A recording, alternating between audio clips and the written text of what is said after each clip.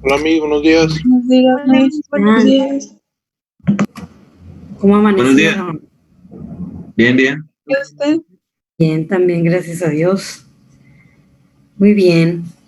Bueno, entonces habíamos dicho que los días miércoles son los días que vamos a encargar tareas, ¿verdad? Y pues hoy es miércoles. Entonces, tarea número 1.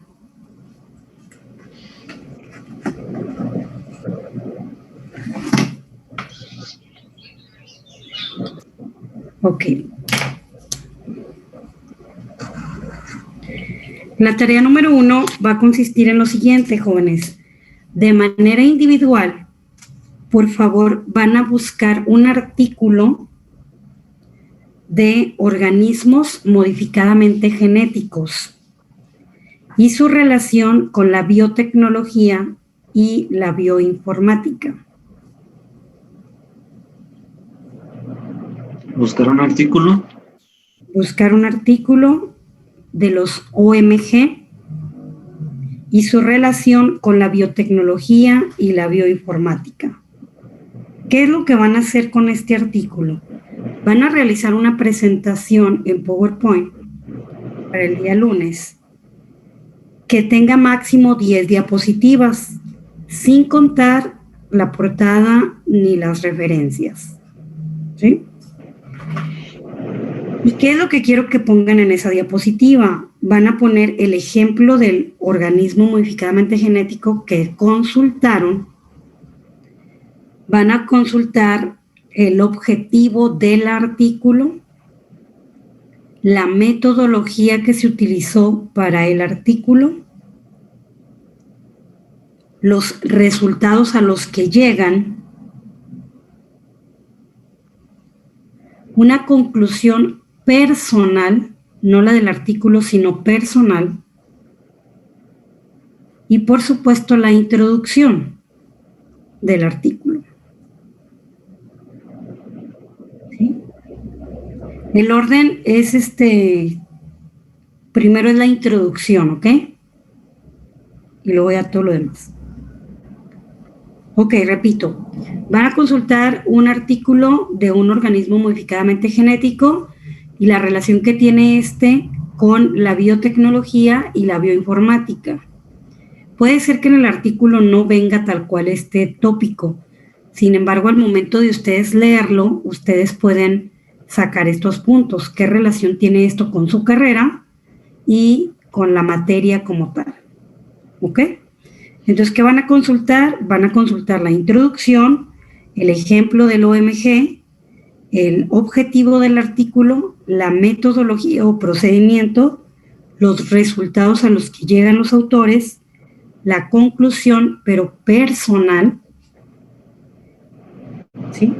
El glosario lo van a sacar de su presentación. Y esta presentación se tiene que subir a la plataforma de Moodle antes de iniciar la clase. La asignación la voy a poner para que la suban entre 7 y 7:29 de la mañana. ¿Ok? O hasta las 8:20 todavía se los voy a dejar. Voy a dejar un poquito abierto para que en la primera hora clase puedan subir los que les faltó. ¿Sí? Déjenme nada más le corrijo aquí.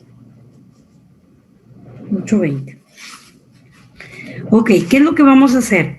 De manera aleatoria, el día lunes, como tenemos 2 horas clase, se van a seleccionar de 3 a 4 estudiantes para dar los ejemplos de la presentación. Vamos a tener la clase por parte de ustedes con este artículo. ¿Qué requisitos debe de tener el artículo, jóvenes? Tiene que cumplir 4 cosas importantes. La primera es que el año de publicación sea reciente. Acuérdense que no debe de exceder 5 años del año actual. Estamos en el 2020, los de 2015 a la fecha. ¿Sí? ¿Qué más tenemos que tener en cuenta para seleccionar un artículo? el lugar de publicación del artículo, ¿sí? Puede ser que lo escribieran en Estados Unidos, en alguna parte de Europa o inclusive aquí mismo en México. Tenemos que recordar que cuando vamos a hacer la selección de alguna búsqueda de un artículo científico, lo que tenemos que empatar básicamente es que las poblaciones que vayamos a estar analizando sean muy similares a las nuestras. Como se trata de OMG, pues obviamente que van a buscar por ahí algunos microorganismos. Entonces ahí no pueden como que comparar las poblaciones, ¿verdad? Pero sí pueden hacer la comparación de los microorganismos que ustedes estén seleccionando o de alguna planta propia o característica de aquí de la región. ¿Qué más tienen que tomar en cuenta para la selección de un buen artículo científico? El título del artículo por sí solo los tiene que enganchar. El título dice mucho. Y en el título tenemos que ver que la mayoría de estos, cuando están bien redactados, nos dicen, obviamente de manera muy general, qué es lo que se va a hacer en ese artículo. ¿Qué más tenemos que hacer? Checar el resumen del artículo. En el abstract, generalmente ahí viene, por eso es un resumen, señalado o resumido todo lo que va a abordar el artículo. Otra cosa que también tenemos que tomar en cuenta es el factor de impacto de la revista de la cual estamos extrayendo ese artículo. Generalmente se recomienda que estén indexadas, porque las que no están indexadas generalmente es como si fuera una página de Wikipedia, para que me entiendan. Sí hay datos muy importantes, muy relevantes, pero no pasa por un comité especializado en el tema. Entonces puede ser que alguna parte de todo ese escrito sean mentiras o verdades a medias. A diferencia de cuando está en una revista indexada, ahí ya generalmente pasa por un comité de bioética y de comité expertos en el tema, donde la mayor parte de lo que se escribe ahí o de los resultados que se describen son científicamente comprobables. ¿Qué quiere decir esto? Que si ustedes lo hacen aquí en China o en Estados Unidos, tienen que llegar al mismo resultado, ¿sí? Bajo la misma metodología y los mismos criterios que utilizaron el artículo. Es decir, la reproducibilidad es válida. Sí, entonces por eso se les pide que esté indexada. ¿Cómo buscan el factor de impacto de la revista? Bueno, pues ahí viene el nombre como tal de la revista, se van al buscador de Google y ahí le van a poner factor de impacto de la revista X, no sé, de microbiología, por ejemplo.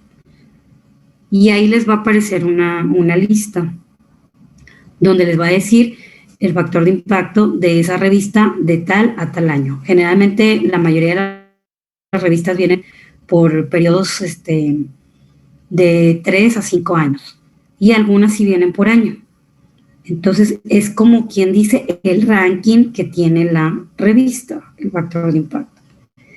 Puede ser de 1, puede ser de 2, puede ser de 5, de 8, de 10, de 100. El factor de impacto no necesariamente entre mayor o más alto esté, quiere decir que podamos confiar en él.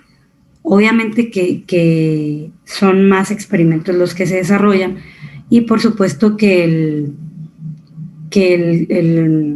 entendimiento pues tiene que ser más exhaustivo porque son técnicas ya más sofisticadas y más experimentos y exige un poquito más. Sí, entonces ya ustedes deciden qué factor de impacto toman para su artículo. Lo que sí, mínimo de 1.5 el factor de impacto. ¿Sí? No sé si tengan alguna duda con su tarea.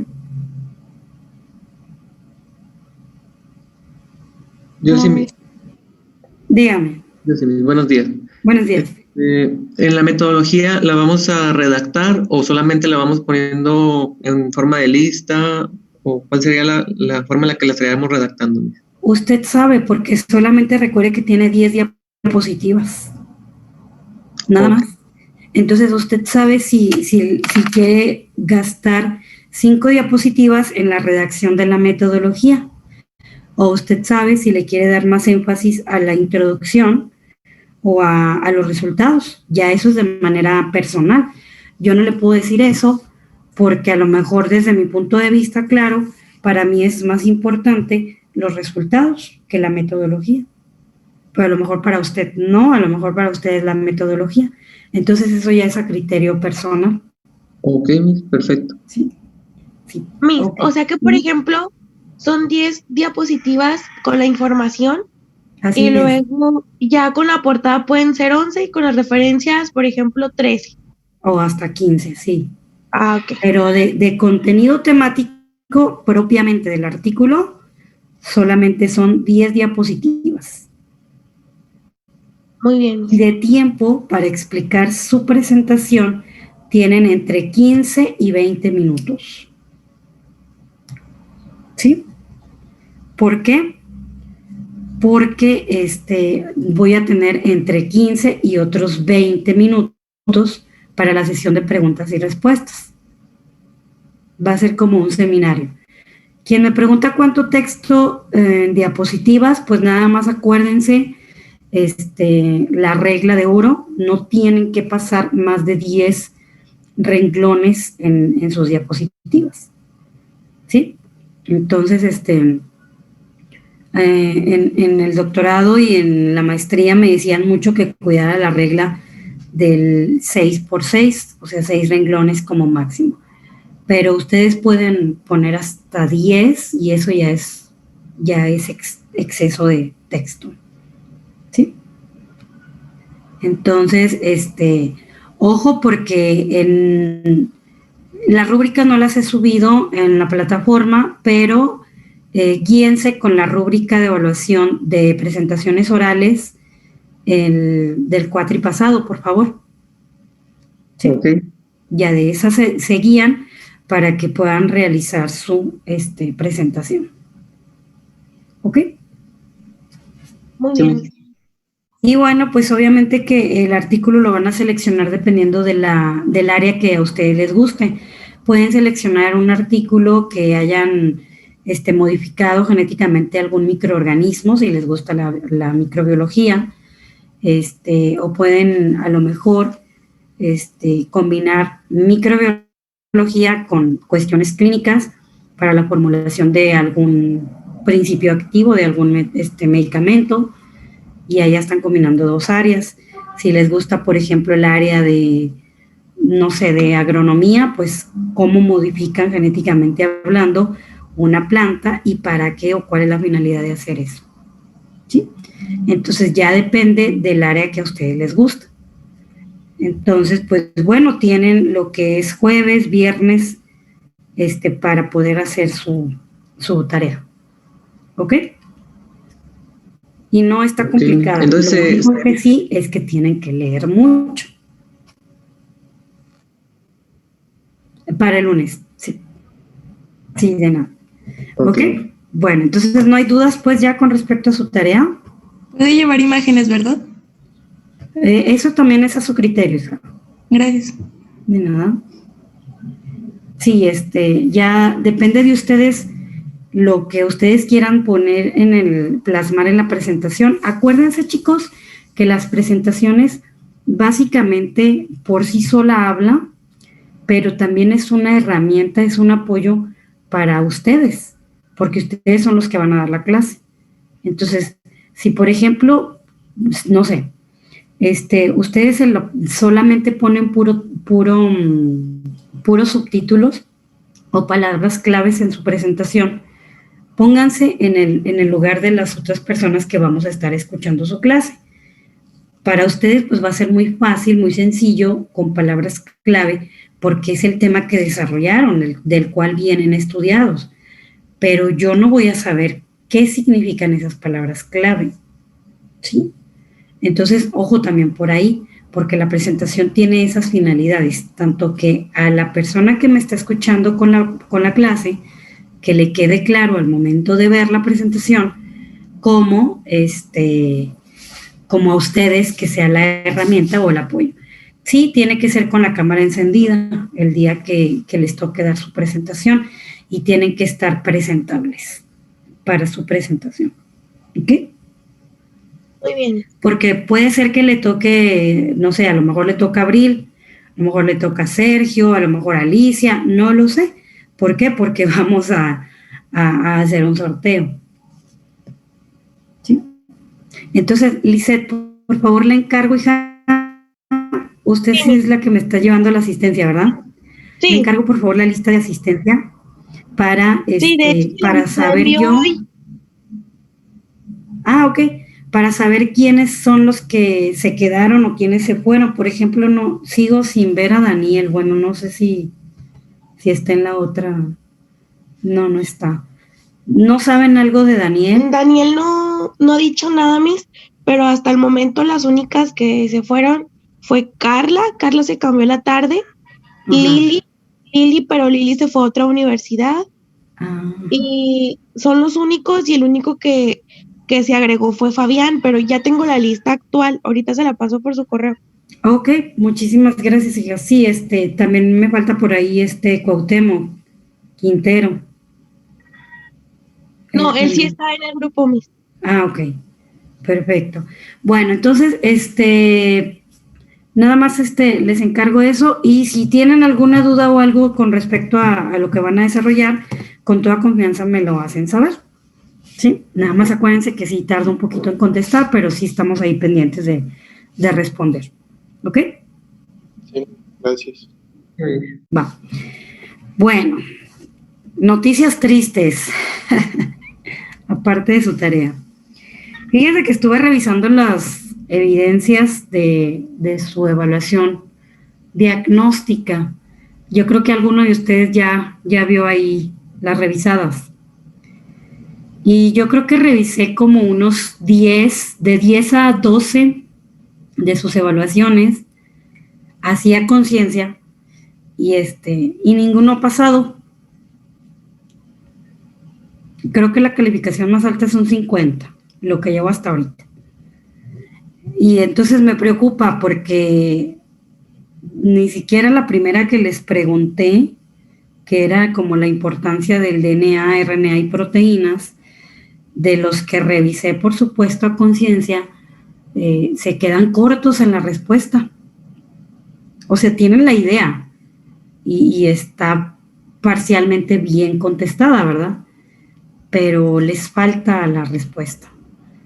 Y los demás los revisé así muy, muy someramente en el WhatsApp, donde me lo enviaron, y estamos iguales. Digo, no todos, por supuesto. Pero entonces me vi en la forzosa necesidad de que tenemos que dar un repaso, aunque sea muy express, hasta de cuestiones de genética, ¿sí? Entonces, por eso ahorita vamos a comenzar, y tomé algunas diapositivas de las clases de la materia pasada que les di el cuatripasado, para nada más que recuerden un poquito de lo que necesitamos saber para esta nueva materia, ¿sí? Entonces, no es necesariamente que no haya preparado clase, sino más bien con respecto a los resultados, se vio en esa necesidad. ¿Ok? Entonces, déjenme nada más checar esto. Y de estadística, pues ahí sí no se acuerdan de muchas cosas.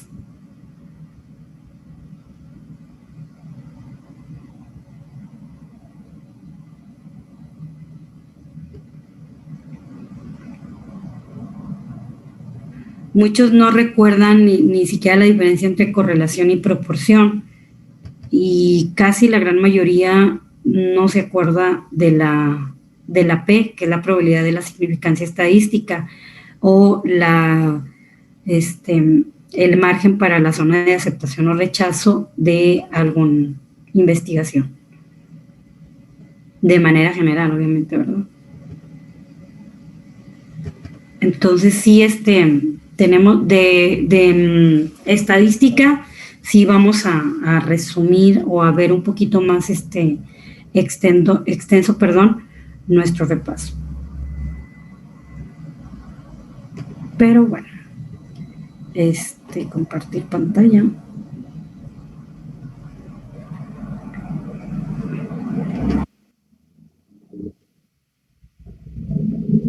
Por ejemplo, ahí nada más les estoy poniendo para que vean que sí tenemos preparado ahí algo de clase, ya como tal del área de bioinformática, pero no puedo empezar con todo esto porque necesito reforzar algunas cosas.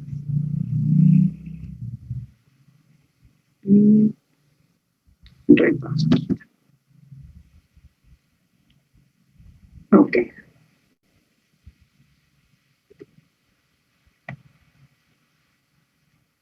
¿Listo? ¿Ya se ve ahora sí la pantalla, chicos? Sí, Miss. Muy bien. Bueno, entonces, pues prácticamente, como les digo, espero terminar a lo mejor en esta clase, no tardarme mucho con el repaso de lo que es genética o biología molecular. Y les digo, gran parte de las diapositivas son de lo que vimos el cuatri pasado, únicamente es para que refuercen lo que necesitamos saber para esta materia. ¿Ok? Bueno, nada más recordando, chicos, que tenemos un proceso llamado dogma central de la biología molecular, donde en este proceso se llevan a cabo diferentes partes importantes dentro de la célula. ¿Cuáles son estas partes o funciones que propiamente el dogma realiza? Pues un proceso llamado replicación, otro llamado transcripción, transcripción inversa y traducción, donde la finalidad de todo este proceso llamado dogma central es llegar a la síntesis de una proteína. ¿Y por qué es importante hacer síntesis proteica? Porque al final de cuentas, las proteínas son las que se encargan de varias funciones en la célula, entre las que destacan las de reserva energética, las de transporte, las de defensa y algunas otras funciones importantes. Entonces, por eso, la importancia de conocer un poquito más a fondo este proceso. Bueno, nada más recordando que dentro de la célula tenemos los materiales genéticos llamados ADN y ARN, donde en el ADN propiamente es una doble hélice de nucleótidos, recordando que un nucleótido es una unidad fundamental y estructural del ácido desoxirribonucleico, que está conformado por las bases nitrogenadas, que estas a su vez pueden ser adenina, guanina, citosina y timina. Y aparte de tener las bases nitrogenadas, tenemos lo que es en sí el grupo fosfato y, por supuesto, la pentosa, o en este caso, coloquialmente hablando, la azúcar, que en el caso del ADN sería la desoxirribosa. En sí, un nucleótido me da la característica de lo que soy yo. Es decir, las características fenotípicamente hablando me las dice el orden de los nucleótidos. Entonces, recuerden que la doble hélice está conformada por cerca de 25,000 genes funcionales. ¿Qué quiere decir esto? Cuando hablamos de un gen funcional, estamos hablando propiamente de que son genes que me ayudan a codificar una proteína. Y ya hablamos de la importancia de la proteína. Entonces, ¿por qué es importante el material genético? Porque dentro de la célula, específicamente en el núcleo, se encuentra almacenada toda esta información genética, es decir, toda mi herencia, todo lo que yo soy está dentro de esa célula, dentro específicamente de ese núcleo. Porque es importante, no es importante nada más almacenarlo, sino que es digámoslo así de esta manera, como el principio activo que necesita la proteína para poder codificarse. Entonces, si yo no tengo material genético, ADN y o ARN, por supuesto que difícilmente voy a llegar a la síntesis proteica. ¿Sí? Entonces, ¿vamos bien hasta ahí? Sí. ¿Sí? Ok, entonces nada más recuerden, en esta imagen lo único que queríamos caracterizar era que dentro del DNA está conformado por 25,000 genes aproximadamente que son funcionales, donde aquí cada colorcito es un fragmento específico llamado gen.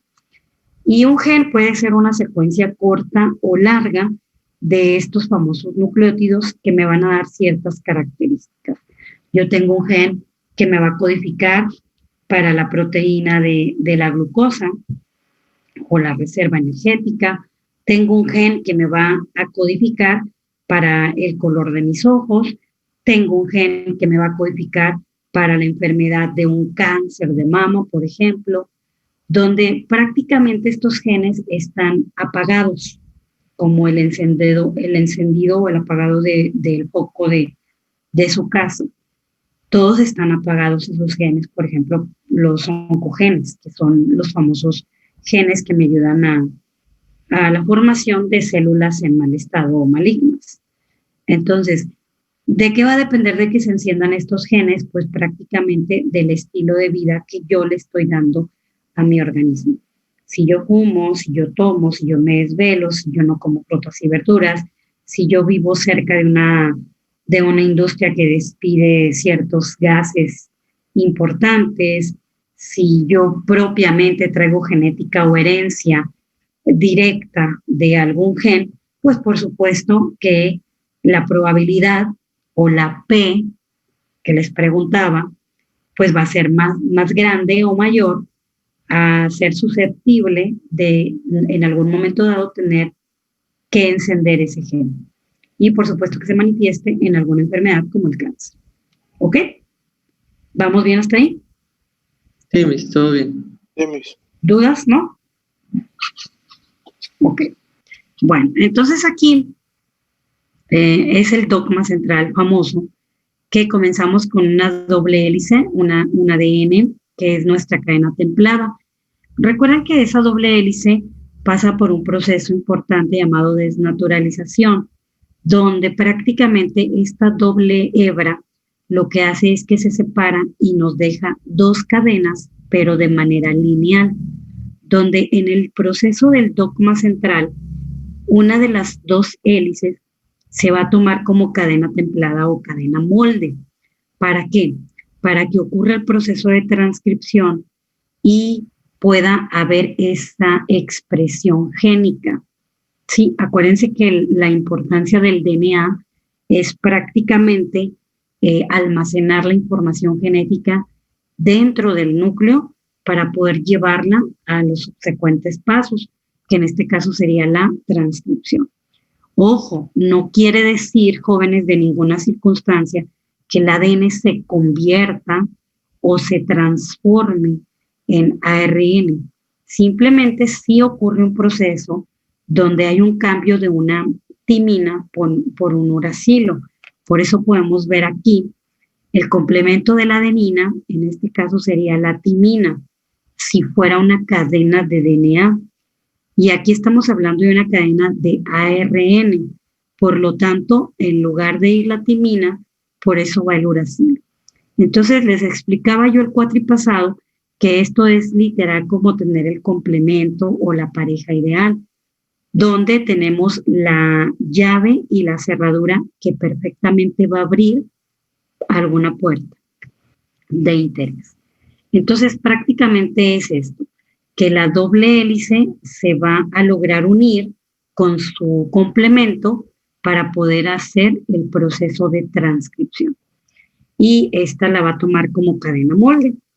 Entonces, Recuerden que cada 3 letritas, en este caso, por ejemplo, uracilo, guanina y guanina, cada 3 letritas le podemos llamar codón, o de una manera más burda, que también es válida, se le puede llamar triplete, donde acuérdense que cada triplete se une, ¿para qué? Para poder hacer la síntesis proteica, pero previo a hacer la síntesis proteica, pues obviamente que tengo que ir cada 3 letras, ir soltando ¿qué? Un aminoácido, que me lo va a generar el codón, ¿sí? Entonces, a partir de la cadena del ARN mensajero que transcribió el ADN, voy a generar un aminoácido. Entonces, por ejemplo, esta combinación de uracilo, guanina, guanina, me resulta el aminoácido triptófano. Y mi pregunta del millón es, ¿qué es el triptófano? ¿Para qué me sirve el triptófano? O a la célula, ¿para qué le sirve? Primero, ¿qué es?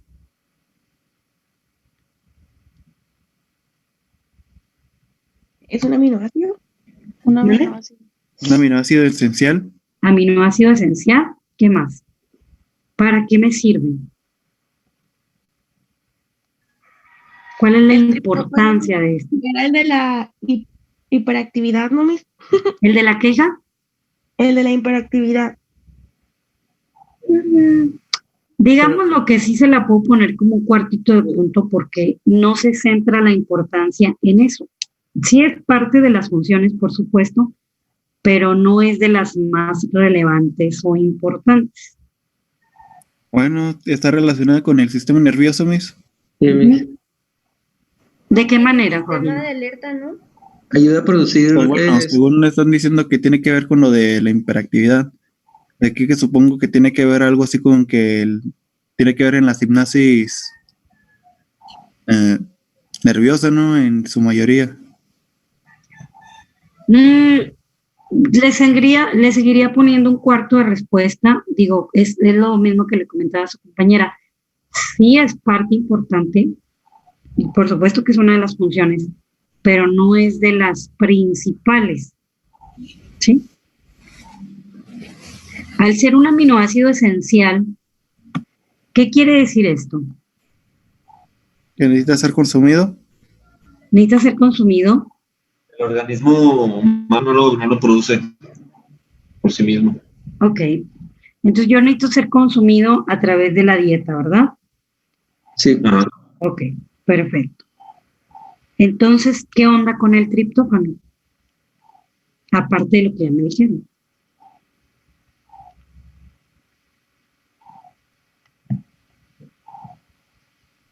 Ayuda con la producción de niacina, ¿no, maestra? Ok. Ya va un poquito mejor la respuesta. Y le voy a preguntar, ¿qué es la niacina? Ah, buena pregunta, maestra. ¿Verdad?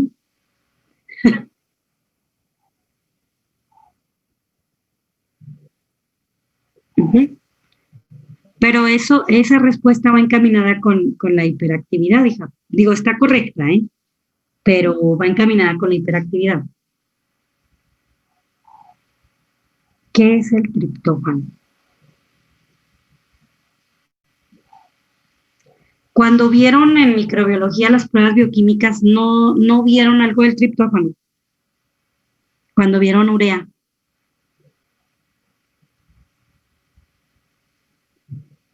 ¿O no se acuerdan? Maestra, yo quisiera elaborar un poco en la respuesta que dio mi compañero César acerca de la medicina. Ok. El triptófano en sí, lo que hace en el organismo, como bien dijo César, es convertirse en niacina. La niacina es la vitamina B3 y para eso también se necesita complementar la dieta con bastante hierro. Ok. Sí, por eso les dije que ya estaba un poquito mejor la respuesta y ya va entrando un poquito más a las funciones relevantes del triptófano. Chicos, ¿en serio no vieron esto en bioquímica o en microbiología aplicada cuando vieron bioquímicas? No Sí, vieron, maestra, no les platicaron que el creo que triptófano sí las es, vimos, maestra, pero no muy a fondo, que yo ok, recuerdo. no les platicaron por ahí que el triptófano es el producto final de la urea. ¿Y qué es la urea?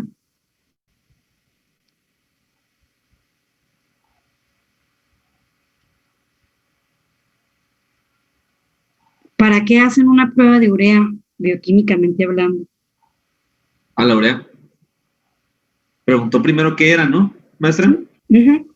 Para ver si hay presencia de ácido úrico o no. La Sí, urea, es un eh, sinónimo, claro que sí, eh, pero ¿qué es? pues yo leí por ahí hace tiempo que es un compuesto orgánico, nitrogenado, uno de los principales Tóxico. desechos que se excretan en la orina y sus niveles en el cuerpo humano indican, creo, posibles Fallas de enfermedades riñón. como la gota.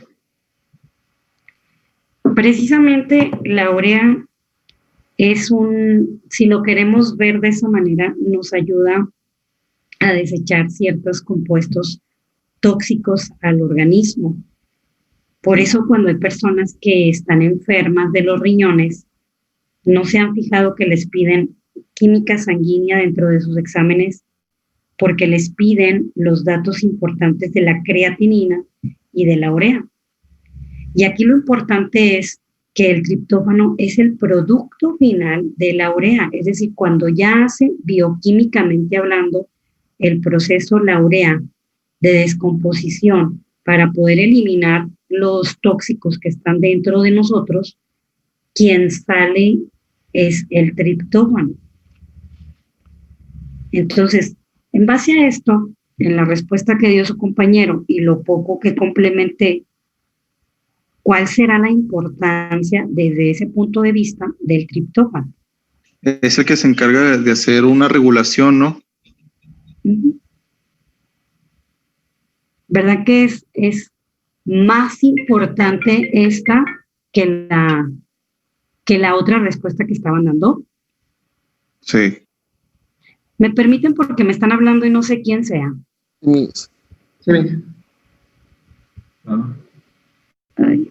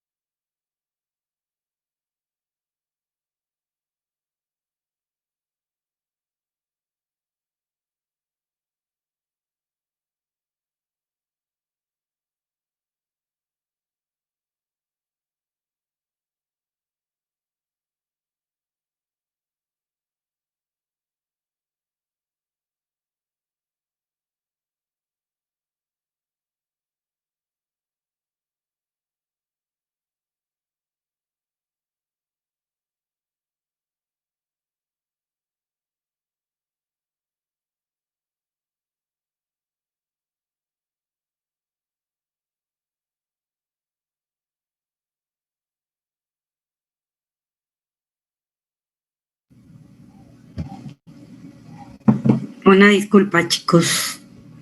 Es que se acuerdan que les dije que iba a venir un doctor a hacerme unos análisis y era quien me estaba hablando. Bueno, muy bien. Entonces, si ven la importancia pues de esto, o sea, no les estoy diciendo que las funciones que me comentaron previo a esto no sean importantes. Claro que sí son importantes, pero digámoslo que se pueden controlar de cierta manera. Y esta función que estamos hablando del triptófano en sí, pues es la que prácticamente se encarga, es como el mandamás para poder desechar o que todo nuestro sistema urinario esté adecuadamente. ¿Sí? Sí, Miss. Entonces, sí, O sea, ya más o menos les quedó claro. Sí, Miss. Ok. O sea que Bueno, se ve, entonces, mande. o sea que se ve involucrado directamente en el metabolismo de proteínas y su desecho por la orina, Miss, Claro. y por el sudor, ¿no? También. Ujú, así es. Ok, Miss. Muy bien. Sí. Si no estamos generando buenas producciones de triptófano, pues generalmente es cuando la orina, así en términos burdos, claro está, se regresa y es cuando ocurre, y la orina es un desecho tóxico y se ocurre lo que son las infecciones de las vías urinarias. Ok, Miss. Ujú. Ok. Muy bien. Y bueno, pues así podemos estar platicando específicamente de los diferentes aminoácidos, de las diferentes funciones. Y no me voy a adentrar mucho en los otros tres que vienen ahí como ejemplo, porque les voy a hablar de proteínas y ahí vamos a estar platicando de lo que son los aminoácidos y de las funciones más o menos de cada uno. Ok, bueno, pero entonces esta diapositiva ya se acordaron, lo que estaba ahí medio olvidado. Ya. Sí, Miss. Ok. Vamos entonces a continuar con la que sigue. Recuerden, esto es de manera más sencilla, más visual, lo que tiene que ver con el dogma central. Partimos de una doble hélice, que es el DNA. El proceso de transcripción básicamente es donde se lleva a cabo la expresión génica, porque solamente se transcribe una de las cadenas principales y hay un cambio de una adenina por una una timina por un uracilo para quedarse únicamente aquí en el proceso del RNA con los exones o con el exoma, es decir, con todo aquello que me va a codificar para la proteína.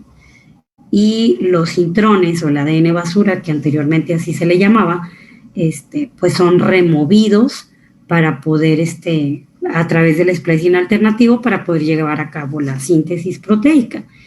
Y una vez que ya está el exoma, ocurre el proceso de transducción, donde cada tres cada tres nucleótidos va a ir formando un aminoácido o un codón para formar finalmente una proteína que va a ser funcional. ¿Sí? Esto también ya lo habíamos visto y prácticamente se trata de la doble hélice que está compuesta o constituida o formada por genes de interés que pueden ser fragmentos cortos o largos de secuencias específicas de DNA. Es importante mencionar que también dentro del DNA está compactado en el cromosoma, que está unido por un centrómero, y dentro del cromosoma tenemos varios genes. Y si nos vamos a escarbarle un poquito más adentro, dentro de esos genes están compuestos o constituidos por algo que se llama exones, que es la secuencia codificante para proteínas. Y otra parte importante que son los intrones, que es la secuencia no codificadora, ADN basura o simplemente la que no me va a ayudar para formar la proteína. También tenemos otra cosa importante dentro de los genes, que es la región promotora o el promotor del gen, que no es otra cosa nada más que el inicio del gen, y no todos los genes tienen forzosamente una región promotora. También tenemos una maquinaria de transcripción que es la que les ayuda a los genes para poder hacer propiamente la transcripción y traducción, que es así se llama, toda la maquinaria de transcripción. Sí, entonces, esta no se caracteriza o no se considera parte del gen o parte de las funciones del gen, sino que es dentro de todo un sistema que se encuentra este mecanismo de regulación. ¿Ok? Entonces, nada más recuerden que también tenemos una clasificación de los cromosomas de acuerdo al centrómero, y estos se clasifican en telocéntrico, metacéntricos, agrocéntrico y submetacéntrico, donde la única diferencia entre estos dos es con respecto a los brazos cortos, que son los que se encuentran en la parte de arriba, que es quien los define como uno u otro, ¿sí? Entre más pequeños o más grandes tiene diferentes nombres. Y bueno, la clasificación de los ácidos nucleicos, pues prácticamente conocemos a los dos ácidos nucleicos, que es el ADN, o bien lo que conocemos como el ácido desoxirribonucleico, donde anteriormente les había comentado que este es el encargado de almacenar toda su información genética, chicos, y que se encuentra presente tanto en el núcleo de la célula como en algunos otros organelos importantes, como es la mitocondria. Y el ácido ribonucleico o el ARN, que prácticamente se encuentra en el citoplasma y en los ribosomas y va a transmitir toda esa información genética que tenemos almacenada para poder hacer la síntesis de proteínas. Entonces, una de las principales diferencias, pues ahí lo podemos ver en la imagen, que el ADN es una doble hélice y el ARN es una sola hélice. ¿Ok? Y aquí podemos hablar un poquito más de las diferencias que existen entre ellos, donde podemos ver que la unidad funcional y anatómica y estructural de los ácidos nucleicos, en el caso del ADN es un nucleótido y en el caso del ARN es un ribonucleótido. La diferencia entre estos dos es prácticamente, la pentosa, que en este caso del ADN sería la desoxirribosa, y en el caso del RNA sería la ribosa. Y también está conformado por el grupo fosfato y las bases nitrogenadas. Otra de las bases que cambia aquí en el ADN es la timina, mientras que en el ARN sería el uracilo. ¿Sí? ¿Vamos bien hasta ahí? Sí, Miss. Entonces, acuérdense que se clasifican en cuanto a las bases nitrogenadas en pirimidinas y purinas. Prácticamente la diferencia radica en el número de anillos que tiene la estructura químicamente hablando. ¿Para qué? Para que pueda embonar esta situación. Es decir, timina siempre va a ser el complemento o la pareja ideal de una adenina. Es decir, una pirimidina se une siempre a una purina. Y la citosina siempre se va a unir, o la pareja ideal es una guanina y viceversa. Para el caso del ARN, la única variación es la timina, en este caso cambia por el uracilo y va a ser el complemento o la pareja ideal de la adenina. ¿Sí? También otra de las partes importantes es manejar las uniones por las que están unidas, valga la redundancia, esta doble hélice. Y generalmente por lo que está unido son los famosos puentes de hidrógeno. Y mi pregunta es, ¿qué son los puentes de hidrógeno, chicos?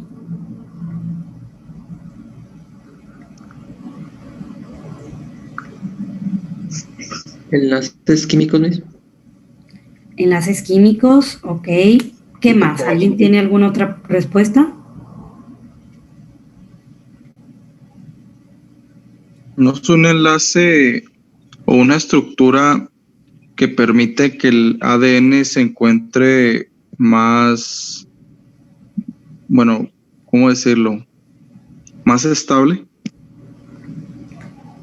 Sí se la puedo valer si estaríamos hablando como DNA o ADN. Pero así de manera general, ¿qué serían los puentes de hidrógeno? Porque ahí le regresaría otra pregunta, Isaí. ¿Los puentes de hidrógeno son exclusivos del DNA? No. Entonces, por eso la la pregunta, ¿no? O sea, de manera general, ¿qué me podrían platicar de los puentes de hidrógeno? O a ver, platíquenme todo lo que saben de los puentes de hidrógeno. Es un enlace covalente, ¿no, maestra? Que es específico de un átomo de hidrógeno unido a otros elementos más electronegativos como el nitrógeno o el oxígeno. No es exclusivo solo de H y O, sino que también puede unirse entre el nitrógeno y el mismo hidrógeno. Exacto. O sea, más que nada que hacen una fuerza electrostática, creo que así se dice, ya sea entre un átomo positivo y negativo. Ok. ¿Qué más? Denme una cátedra de puentes de hidrógeno. También están presentes en otros compuestos como pues, el clásico, el agua. Es lo que forma, como no son enlaces fuertes, no es un enlace que se puede decir que es difícil de romper. Son los que forman esa red de moléculas de agua. Cuando vemos, no sé, una manchita de agua en una mesa, que eso es lo que provoca también que se pueda pues, mover con tanta facilidad, lo que le otorga esa característica líquida. Ok. Muy bien. ¿Qué más?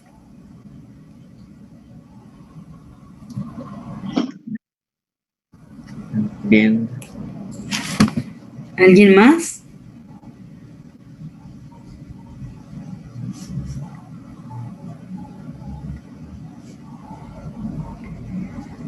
Ahora bien, la pregunta del millón. ¿Por qué creen ustedes que la unión de la doble hélice esté fundamentada con los puentes de hidrógeno? ¿Por qué no tener un enlace metálico, por ejemplo? ¿Qué es la electronegatividad? La electronegatividad es la capacidad de un átomo de atraer electrones hacia sí mismo. Ok, entonces ¿tiene congruencia esa respuesta con el DNA?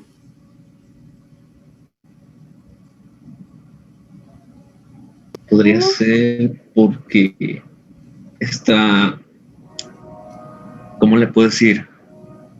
Se ve en las cadenas de fosfato, creo yo, en las cadenas de fosfato, porque tiene varios átomos de oxígeno sin aparear. Eso es lo que provocaría que las cadenas se unieran. Ok. ¿Qué más? Además de la presencia de nitrógeno en las bases, ¿no, Miss?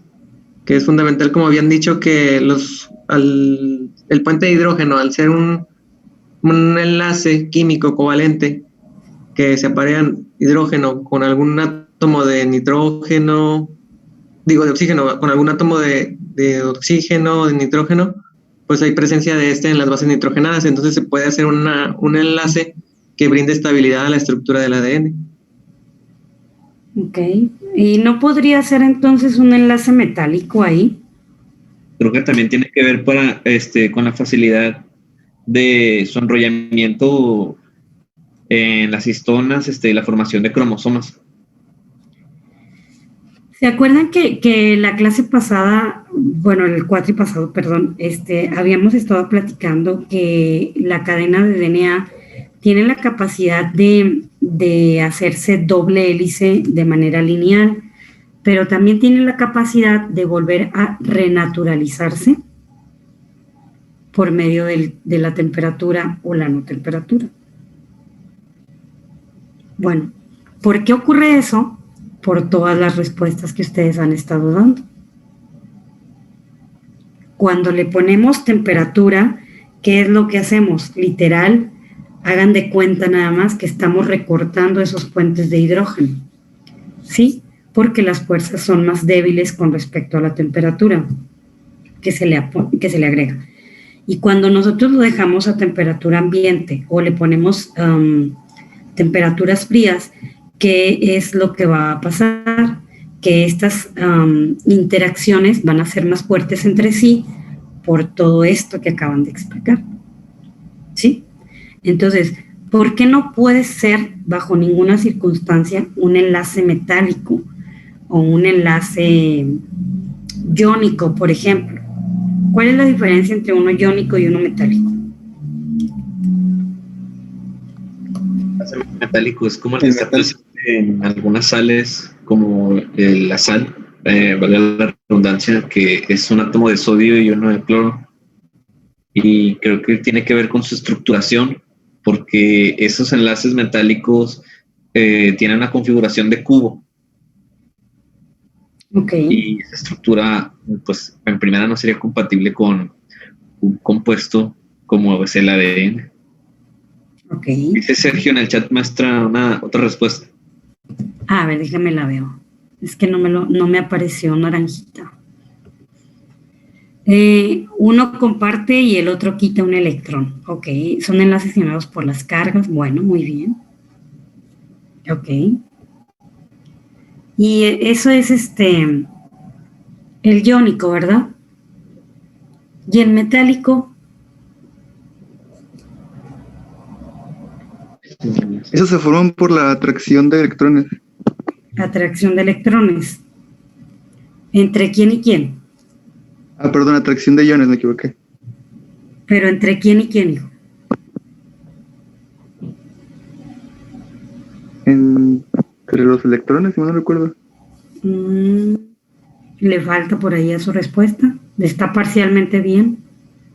Según esto, es una atracción de electrones, o no sé qué dijo Benji, pero que son del mismo metal, ¿no? Le faltó ese complemento nada más, ¿verdad? Entre metales, por eso es el nombre, metales, ¿no? Sí. Entonces, la pregunta del millón, ¿en la doble hélice tenemos metales? No, ningún compuesto del ADN es metálico. Entonces, de entrada y de salida, esa era la respuesta nada más.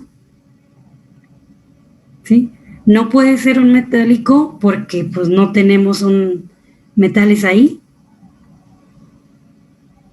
Sencillito, ¿no? Pues sí, Ya será todos los elementos orgánico. todos son orgánicos. Ajá, Son parte del chon exactamente. PS. Muy bien. Bueno, entonces ya filosofamos un ratillo ahí con los enlaces.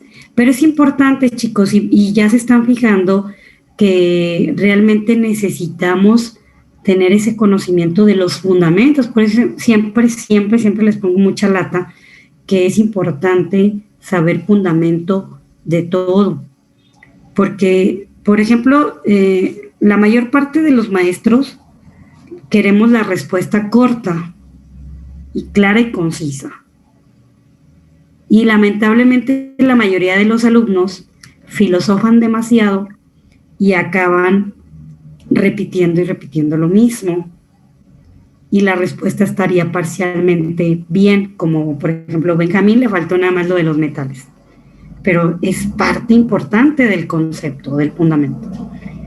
Sí, entonces, ojo, porque a veces, como les digo, los maestros queremos como lo que son las cosas claves, lo que sí debemos de saber. Un puente de hidrógeno. ¿Por qué es importante? Bueno, pues por la característica propia del DNA.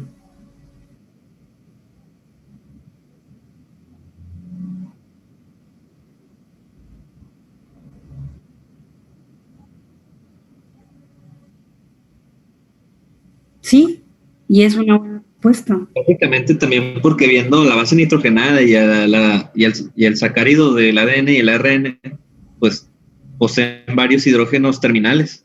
Exacto. Sí. Que es lo que estamos viendo por acá, ¿no? En las fórmulas. Sí. O sea, son claras las respuestas, ¿no? Y bueno, entonces, eso es todo lo que se califica cuando son preguntas abiertas, que las respuestas estén claras. Por ejemplo, si yo me quedara con la respuesta que dio Benjamín, que le dije está parcialmente bien, probablemente en vez de ponerle una palomita completa, le voy a estar poniendo un medio de respuesta o un 3/4 de respuesta. ¿Por qué? Porque le faltó la parte primordial, que es metales. Metálico. Sí. Entonces, muchas veces ustedes cuando los maestros revisamos las preguntas abiertas y les ponemos un cuarto, un medio o 3/4 de respuesta, perdón, pues se ponen intensos, ¿verdad? Porque dicen, es que sí es eso. No, si yo no te estoy diciendo que está mal, porque no te la estoy poniendo tal cual incorrecta. Simplemente que le faltó esa palabrita clave. ¿Sí? Y muchas veces algunos de ustedes contestan como 3 hojas en una respuesta, pero les digo, repiten y repiten y repiten lo mismo. Y a lo mejor les puedo poner un medio de respuesta. A diferencia de una persona que contesta en 3 renglones, pero me pone las palabras claves y se la puedo poner bien. Entonces, como estudiantes, muchas veces pensamos que a medida que respondes con más texto o con más rollo, la vas a sacar bien. Y realmente ese no es el concepto. ¿Sí? Pero bueno. Ok, retomando el tema entonces, las fuerzas que están unidas o por las que la doble hélice está unida son los famosos puentes de hidrógeno y los enlaces fosfodiéster. ¿Sí? ¿Para qué?' poderle dar esa característica de la doble hélice.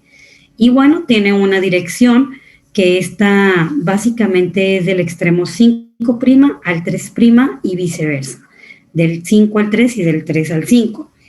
Esto se lleva en gran parte o en gran medida por la carga propiamente del DNA. Se considera que el DNA tiene una carga negativa como tal y que los polos van de negativo a positivo. Por eso cuando veíamos el tema de la agarosa o del gel agarosa o de la electroforesis horizontal, pues nosotros veíamos que los cátodos o el ánodo se tenía que conectar de lo negativo hacia lo positivo, porque lo contrario se iba a salir el material genético. Bueno, ¿qué más? ¿Qué más es importante mencionar? Pues por supuesto las funciones y la importancia de los ácidos nucleicos, pues es la replicación que existe entre el material ADN que tiene él propio la característica de a partir de esa sola hebra poderla duplicar. ¿Por qué? Porque una vez que abre la doble hélice tenemos 2 cadenas, la cual una cadena me va a servir como molde para seguir haciendo copias y la otra cadena igual, de tal manera que esto se considera el crecimiento exponencial, que al cabo de unas cuantas horas ya tenemos demasiadas copias de nuestro material que vayamos a estar replicando. ¿Y para qué queremos hacer esto? Pues obviamente acuérdense que habíamos dicho que el ADN específicamente conservaba toda la información genética que era heredada de generación en generación para poder llegar a la expresión de un mensaje genético, chicos. ¿Para qué? Pues todo esto con la finalidad de llegar a la síntesis proteica, que no es otra cosa más que volvemos a ver el dogma central aquí. Partimos de una doble hélice, realizamos la replicación o duplicación. Aquí tenemos la transcripción, que es el proceso donde tomas una cadena molde para poder transcribirla a ARN mensajero y que posteriormente se lleve a cabo la traducción con la síntesis de los aminoácidos. Es importante mencionar que dentro de las funciones propiamente del ADN es la transcripción y la replicación. Y que gracias a esto tenemos que podemos considerar una fuente de información para la síntesis proteica. Y que esta información yo la puedo heredar a todos mis células hijas o a mis hijos, o bien yo soy parte de mis antecesores. ¿Cómo se forma prácticamente el ADN? Pues tenemos prácticamente que comenzamos siendo bases nitrogenadas. Bueno, obviamente que previo a eso comenzamos siendo iones y luego comenzamos siendo diferentes formas que llegamos hasta el organismo complejo o el ser humano. Pero bueno, a nivel de genética, nos formamos de esta manera, siendo bases nitrogenadas, las cuales se van a parear directamente. Acuérdense que es adenina con timina y guanina con citosina. Por eso aquí podemos ver el color verdecito con el azul, porque son el complemento. Y el amarillo con el rojo lo podemos ver aquí. Cuando estos se unen, me van a dar origen ¿a quién? A la doble hélice, la cual va a estar unida por los puentes de hidrógeno y los fosfodiéster que habíamos platicado. Llega a una manera tal que se está replicando muy continuamente el material genético, que llega un momento en el que el mismo material genético se está compactando. ¿Para qué? Para poder sintetizarlo o compactarlo en el cromosoma. Para que esto ocurra, pues obviamente que yo necesito de alguien que me ayude a hacerlo.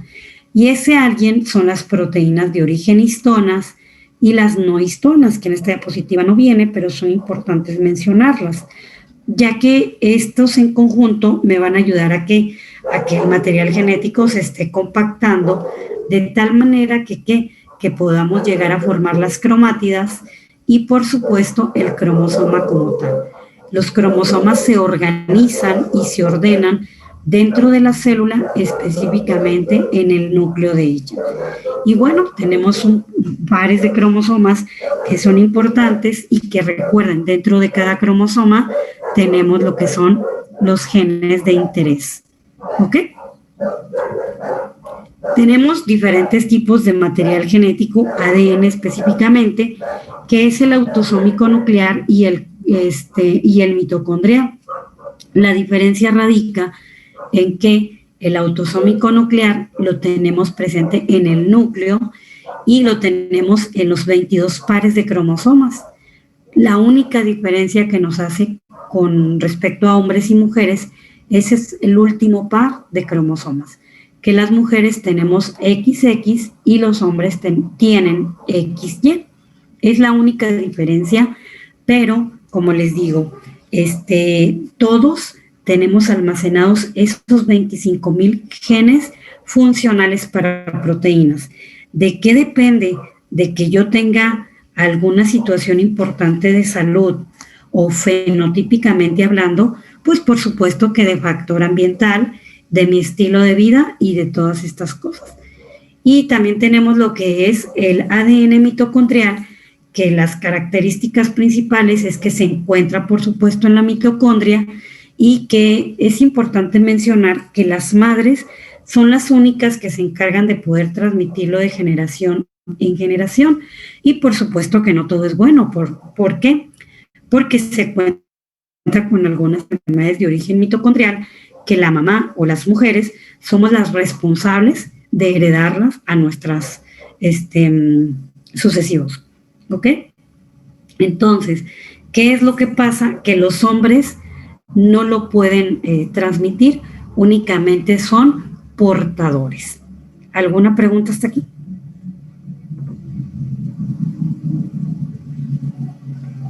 ¿Todo bien? No, me estuvo bien. Todo bien, Todo bien. Bien. Estamos recordando, como les digo, son diapositivas que ya habíamos estado platicando el cuatri pasado, pero que con esto que les estoy dando como repaso es con lo que me interesa que no se les olvide y que se queden con él. Tenemos otra parte importante que es la conocida como ADN codificante, donde el ADN codificante, ¿qué es lo que me va a determinar? Bueno, si yo tengo o no tengo alguna secuencia o algún gen de interés dentro de cualquier ser vivo. Cualquier ser vivo, acuérdense que puede ser algún microorganismo, como bacteria, hongo, levadura, etcétera, o puede ser alguna planta, algún animal, o también el Homo sapiens.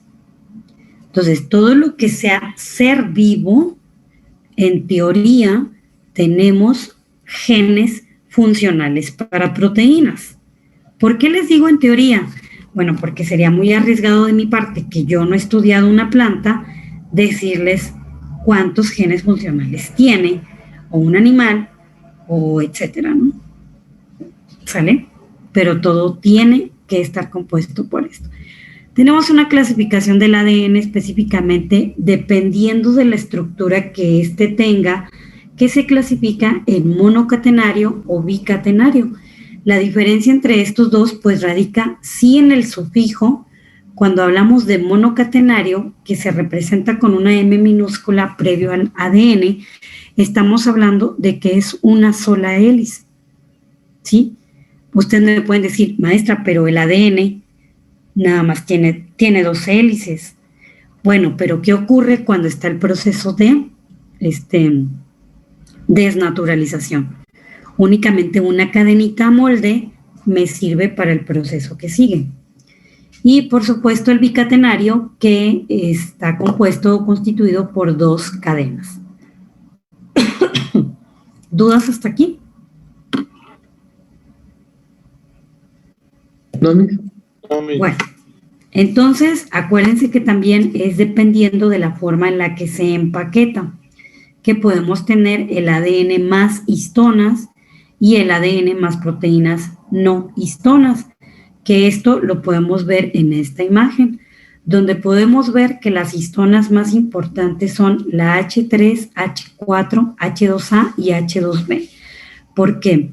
Porque estas se unen y al unirse se le considera un tetrámero que me va a ayudar a ¿qué? A envolver el material genético, que en este caso está representado con el color verdecito, como si fuera un estambre. Y me lo va a envolver. ¿De qué manera se le conoce a la formación o a la unión de estas proteínas histonas más el material genético envuelto? Se le llama o se le conoce como nucleosoma. ¿Sí? Acuérdense, el nucleosoma es la unión de las proteínas histonas más el material genético. Por supuesto que yo tengo que tener muchos tetrámeros para poder unir e ir compactando el material genético. Y se llama ADN de unión, donde va uniendo un tetrámero con otro a partir del material genético. Pero llega un momento en el que es demasiado esa información que tenemos que tener o ocupar un pegamento o un clip o algo que me ayude a sostenerlo. Ese algo es la proteína de interés que sería la proteína H1. Y esta proteína lo que me ayuda es a sostener que no se me vaya para otro lado, que no se me vaya a caer el material genético y que me vaya quedando como esta imagen, de tal manera que esta parte que vemos aquí se asemeja a un collar de perlas, que en algunos libros así lo van a estar viendo, ¿sí? Y bueno, una vez que se va conformando, se va compactando de tal manera que se puede o se llegue a unir todo esto para poder formar el cromosoma. ¿Dudas hasta aquí? No, ¿No, Miss? ¿Les puedo poner un examencillo leve? No, Miss, todo mal. La intensidad andando. Ok, no quiero que se queden con dudas, chicos, porque acuérdense que esto lo vamos a ocupar. ¿Sí? Pero ya lo vamos a ir aplicando. Sí, me quedé con una duda. Dígame. Sí, en la forma de empaquetarse, donde dice ADN más proteínas no histonas, ¿qué sería? Es que me perdí en esa parte. O sea, ¿cuál sería un ejemplo de ADN más proteínas no histonas? ¿Es cuando se adhiere la proteína H1, la histona H1? Las proteínas, la unión de proteínas histonas son estos 4 tetrámeros. Okay. Este y este. Los 4 colorcitos. Sí. Y la unión con el ADN es esto que está aquí. Esos 4 es como si le estuviéramos poniendo. Yo creo que todo el mundo hemos hecho o hemos visto las flores que hacen con globos. Sí. ¿Sí? Entonces, o sea, tenemos 4 globos o 3 globos de diferentes colores si quieren, pero están por separados. Eso sería como de cierta manera las proteínas histonas. El globo rosa, el amarillo, el verde y el azul. Para poder unirlos entre sí, ¿qué necesito? A lo mejor el estambre, que en este caso sería el material genético. Y para que esto no se vaya a soltar, necesito un broche para que lo sostenga bien, que en este caso del ejemplo de las flores con globos sería hacer el nudo con el estambre y los globos. Porque si yo no hago un nudo, puede ser que me dure 1 hora esa flor con globos. A diferencia de que si yo hago y lo amarro muy bien, ese nudo, a lo mejor esa flor me va a durar 10, 12 horas. Ok. ¿Sí? Entonces, en el caso aquí del material genético, ¿qué es lo que pasa? Bueno, ese clip o ese nudo o ese pegamento para que no se caiga ese DNA es la proteína no histona, que es la H1, que en este ejemplo viene simulada con el cuadrito como naranja. Ok, entonces la primera forma de clasificarse según su forma de empaquetarse sería la de la parte de arriba, que es el material genético más histonas, y la segunda forma de empaquetarse es el ADN o el material genético, ya incluido las histonas, más la no histona, que es la H1. Exactamente. Ok. Exactamente. Ok, es lo que no me había quedado claro. Sí, ya ves. Sí. Gracias. De nada. ¿Alguien ¿Y más? entonces la H1 es no histona? ¿Mándiga? La H1 entonces es no histona. No histona. Sí. ¿Ok? Bueno. Entonces ya no tenemos dudas del ADN.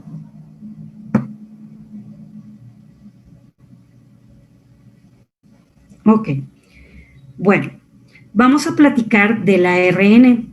El ARN es conocido como el ácido ribonucleico y la principal característica o diferencia con respecto al ADN es que este solamente es una hélice, ¿sí? Y son pequeñas moléculas, obviamente, si ya nada más estamos hablando de una sola hélice, pues tiene que ser más pequeño con respecto al material ADN, ¿sí? Y bueno, que también conocemos que existen diversos tipos de ARN que me sirven para funciones específicas. Los más conocidos, chicos, pues son los que conocemos como el mensajero, el ribosomal y el de transferencia. Perdón. ¿Qué quiere decir cuando estamos hablando de expresión génica? Quiere decir que el gen ya se transcribió y que la célula está siendo preparada ¿para qué? Para que esa información genética que traemos desde el ADN se pueda llegar a producir por medio del ARN a una proteína. Y tenemos la diferencia entre una célula eucariota y una célula procariota. Las células eucariotas están compuestas, como ya les habíamos dicho, de la doble hélice, de un promotor, que es el inicio del gen, y de mi gen estructural, que sería el gen de interés, ¿sí? En las células eucariotas consideramos el ARN monocistrónico o ARNM. ¿Qué quiere decir esto? Que únicamente me va a dar origen a una sola proteína, ¿sí? Mientras que en el caso de las procariotas tenemos el ADN, tenemos la región promotora o el promotor y tenemos todo lo que conlleva al gen estructural o el famoso operón. Y aquí yo tengo una pregunta. ¿Qué es el operón?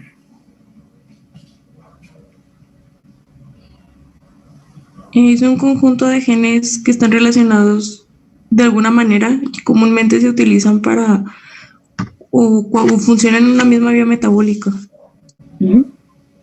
Entonces, si se acuerdan, chicos, que habíamos platicado en algún momento que las bacterias o específicamente los microorganismos no tenían así como que un sistema nervioso, uno digestivo, etcétera, así como nosotros, ¿verdad? Entonces ellos dentro de ese gen o dentro de ese material genético tienen que ayudarse para poder llevar a cabo todas las vías metabólicas. ¿Y quién es ese alguien que les va a ayudar? Pues el operón. Por eso se le llama, son genes estructurales que me van a ayudar a la participación de todo lo que tiene que ver bioquímicamente hablando o con la transformación de algunos compuestos. ¿Sí? Y gracias a que tenemos varios genes estructurales, pues por supuesto que me pueden dar origen ¿a quién?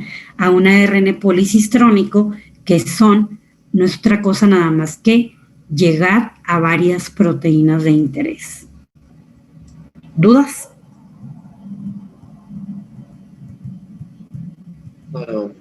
¿No? ¿Vamos bien? Okay. ¿Cuál es el ARN policistrónico? El policistrónico es aquel que me permite la formación de varias proteínas. Pueden ser 2, 3, 4 o más. Y el monocistrónico solamente a una. ¿Sí? Gracias. De nada. Muy bien. La expresión de genes, chicos, como ya lo habíamos visto, la expresión de genes, pues prácticamente volvemos al dogma central. ¿Qué quiere decir cuando decimos expresión de genes? Pues que realmente esa doble hélice va a llegar a formarse a una proteína, simple y sencillo. O bien los pasos del dogma central. La existencia como tal del DNA, que obviamente ya pasó por el proceso de replicación, la transcripción, que es el ARN, y el producto final, que es la proteína. Eso es la expresión génica. Esto es para resumir lo que tiene que ver con el splicing alternativo. Acuérdense que habíamos dicho que las partes importantes de un gen está compuesta por una región promotora, pero no se considera como tal parte principal de un gen, sino que es como el inicio de nada más. ¿Ok? Entonces aquí podemos ver las partes que son de cajón de un gen, son los exones, que es la parte que va a codificar para un gen, y los intrones, que es considerado o llamado el ADN basura. ¿Sí? Entonces, esto me ayuda a formar el splicing alternativo. Entonces, es importante mencionar, chicos, que no todos los genes tienen esta característica que les presento aquí en la imagen. ¿Qué quiere decir esto que les estoy mencionando? Que no todos los genes tienen exón 1, intrón 1, exón 2, intrón 2, exón 3 e intrón 3. No, acuérdense que un gen puede únicamente tener un solo exón, o nada más un intrón, o puede tener exón, intrón, exón, exón, o puede tener 2 intrones y luego un exón, o la combinación que ustedes quieran. Esto obviamente ya es con respecto a cada gen. ¿Dudas? No. Bueno, entonces aquí podemos observar en la imagen que cuando el ARN se está madurando, ¿qué es lo que pasa? Que únicamente me voy a quedar ¿con quién? Con la formación o con las partes que me van a ayudar a generar esa proteína de interés. ¿Cuál es esa parte importante? Los exones. Y podemos tener diferentes combinaciones. Por ejemplo, aquí puede ser que mi combinación sea exón 1, 2 y 3, que me va a dar origen a la proteína A. Y acá puede ser la combinación de exón 1 y 3, que me va a dar origen a la proteína B. Acá podemos tener otra combinación que puede ser exón 1 y exón 2. Y esta me va a dar origen a una proteína C. O puede ser exón 2 y exón 3, que me va a dar origen a una proteína D. Y así. Prácticamente lo que quiero que vean con esta diapositiva es eso, de que los exones son los que van a codificar para las proteínas. ¿Vamos bien? Sí. Tenemos las diferencias entre los ARNs.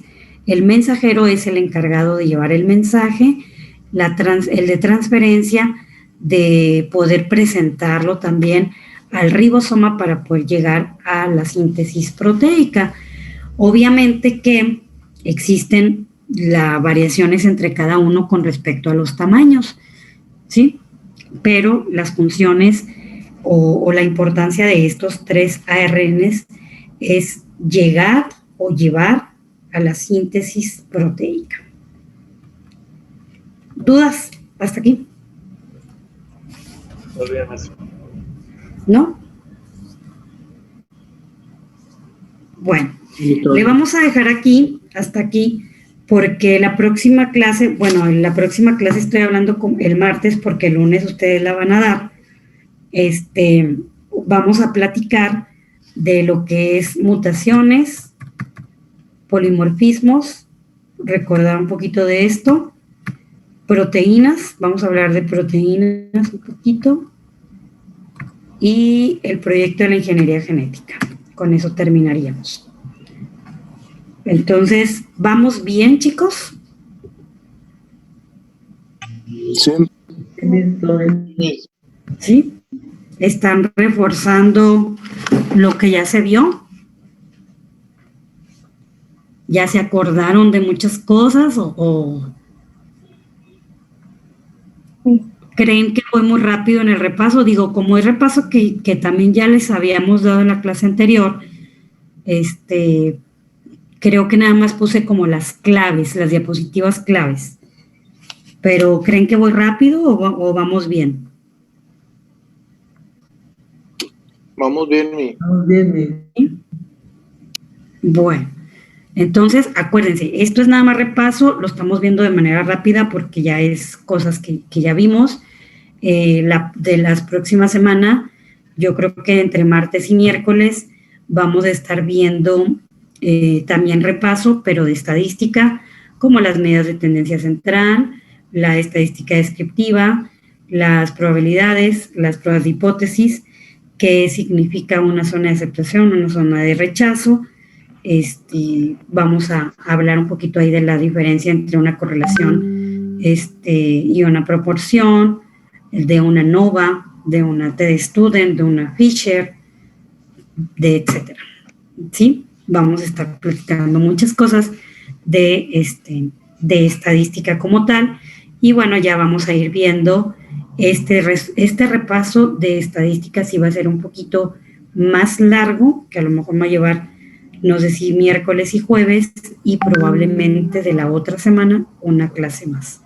Eso lo vamos a ir viendo sobre la marcha, dependiendo de qué tanto se acuerdan o no. ¿Sí? Vamos a ver, por ejemplo, la clasificación de las variables, porque es la importancia, ejemplos de algunas variables, etcétera, etcétera. Y luego ya para poder empezar a la clase como tal de bioinformática, para poder aterrizar estadística con biología molecular. Bueno, muy bien, chicos. Entonces, pues nada más quiero estar terminando la clase de preferencia entre 5 minutos o a 10 minutos antes, para darles oportunidad antes de que comiencen su otra clase, pues de que vayan al baño a tomar agua, que se levanten a despejarse un ratito. ¿Sí? Bueno. Muy bien. Entonces, cualquier cosa, pues aquí estamos y ya no los veo hasta el día lunes. Si tienen alguna duda con la tarea, con la clase que van a preparar, pues nada más me preguntan y ya yo les contesto en cuanto pueda, pero ahí estamos. ¿Ok? Ok, maestra. Bueno, ándenles, pues. Gracias, Mi. Que tengan un excelente fin de semana, cuídense mucho y pórtense bien. Igualmente, maestra. Gracias, igualmente. Que los bendiga. Mañana, bye bye. Mañana. Gracias.